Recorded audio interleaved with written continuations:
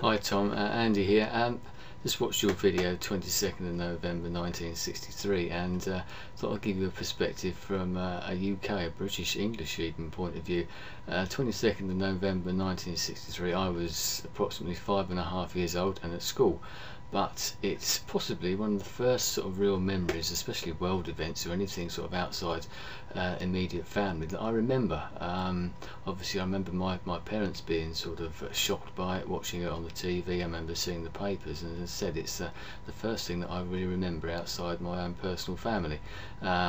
And as you pointed out, things like 9/11 nowadays is something that for the younger generation, I know my children, that's one of those things that they will remember, I'm sure, for the rest of their lives, where they were, what they saw on that day, what they experienced and felt, etc., etc., and obviously the impact that it had on the world afterwards.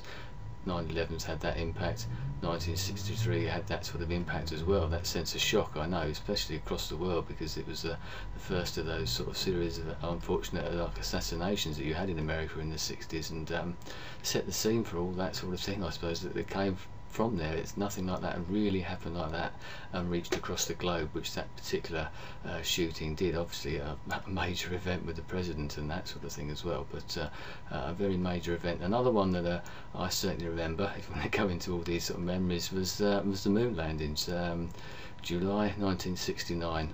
Obviously I was about 11 years old then, but and at school still, always had a great interest in the moon landings and that sort of space race generally.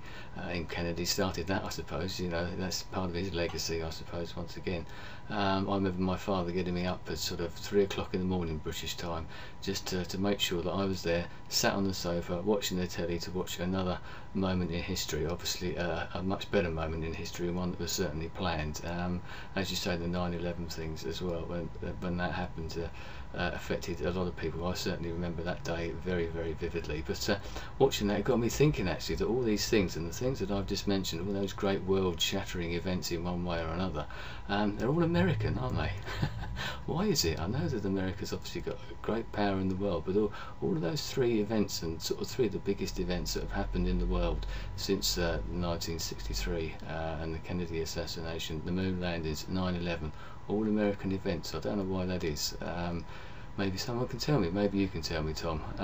Anyway, thanks for that video. I had no intention of doing a video about this, but I've just suddenly thought about that, so I thought I'd mention that. Anyway, thanks for your videos, keep them coming, I always enjoy them. Thanks very much, goodbye.